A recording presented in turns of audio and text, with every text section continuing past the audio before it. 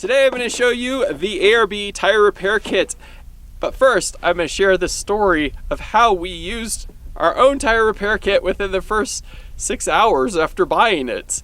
So we were on our way from Deaver Springs, getting our rear springs replaced, up to Death Valley. And we were on the highway. It was probably 9-10 o'clock at night, pitch black. And all of a sudden, the dash lights up with the TPMS monitor saying that tire pressure on the back tire is less than 30 psi. I thought, man, this thing is probably not working or something's acting up. But then over the next half mile, we're watching as it's going 27, 26, 25, and we're going, crap, we got to get off the highway. I didn't really want to try to repair the tire or swap it out on the side of the highway. It's really busy, California. So thankfully there was an exit. So we took that exit and we saw that there was a gas station right off to the side that had a well-lit parking lot. So we pulled in there. I think we're right about 20 psi and dropping. We jumped out and took a look at this tire. It was clearly really flat. It was about, halfway to the rim. And we couldn't see anything on it, so I pulled forward a little more and we saw, there's a bolt. And not a little bolt. It was like 1.5 inch long bolt, 1/2 inch diameter, that had jammed through one of these big old tread blocks, not in between, but straight through the main tread block. And I thought, what is the likelihood of that happening? That's crazy.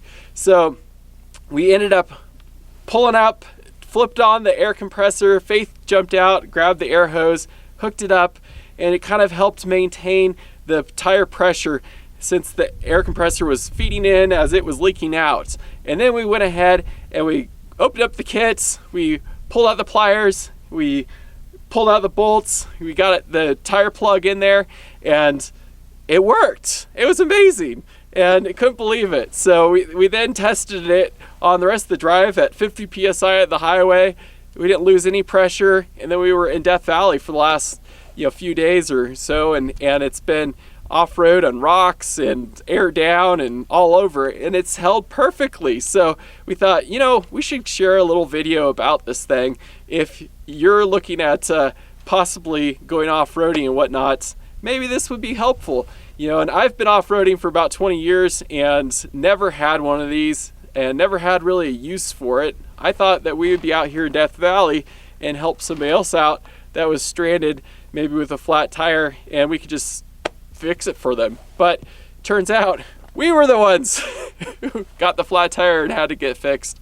So it's pretty crazy. We had been thinking about it, I've been reading about people getting flats in Death Valley and thought, it might not be a bad idea to have it. And so we ended up buying the last one that was right there by Deaver Spring while we were there for the day. And I think it was just God's blessing that we picked it up. We weren't sure. We were debating whether or not we should buy it or not, and thought, well, it's probably better to have it than not. So we ended up picking it up, and sure enough, it saved us from having to, spend the rest of the night trying to search around for a tire repair place and maybe even ruin the next day. So it was a huge blessing. So let's take a look at this kit, and I'll show you the different components inside of it. Inside the tire repair kit, this is all the parts that we get. So what we had looked at initially was the instructions, which kind of had an idea of how all this stuff worked, but the parts we used was the needle nose to pull out that bolt that was wedged in the tire, and then used this little guy to kind of ream out that hole a bit, and actually jammed it in there to stop the air from leaking while Faith was hooking up the air compressor. And then while I was holding that guy in, pulled out one of these tire plugs.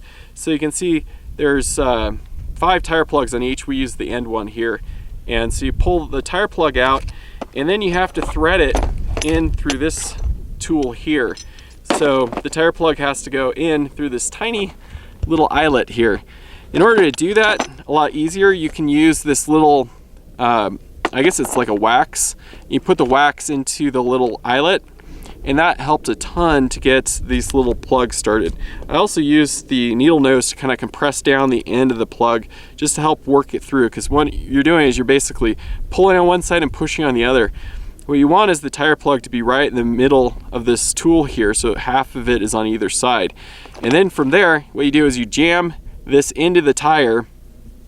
then you push this little guy all the way in as you pull this out. So it's kind of like you push the plug into the hole, and then you're basically holding this guy as you pull this out. So that way it basically leaves the tire plug in the tire with the tool removed. So from there, they do have a little tire pressure gauge, which looks really cheap. And then we use this little knife here just to cut off the excess plug that was hanging out of the tire. The rest of the stuff, you know, they've got some tire caps, which is kind of silly. Got some extra cores for your valve stem and a couple valve stems. So I don't know that these might be used or not, but the tire plugs are really handy. So let's take a look at the tire and see what it actually looks like now that the tire plug's been in there for, you know, a handful of days. That's the tire plug. You can see it's kind of worn in there, but that's it right there. So that's ARB Tire Repair Kit and our story of how we got to use it the first day we bought it. And I think it's going to be really handy to have, because obviously there's a lot of plugs in here and we can use it in the future. Hopefully not for us, but maybe for some other people if they get a flat. And it's a great thing to have just so you can avoid using your spare tire. You know, for us coming out here to Death Valley, we really needed to make sure we had a spare tire.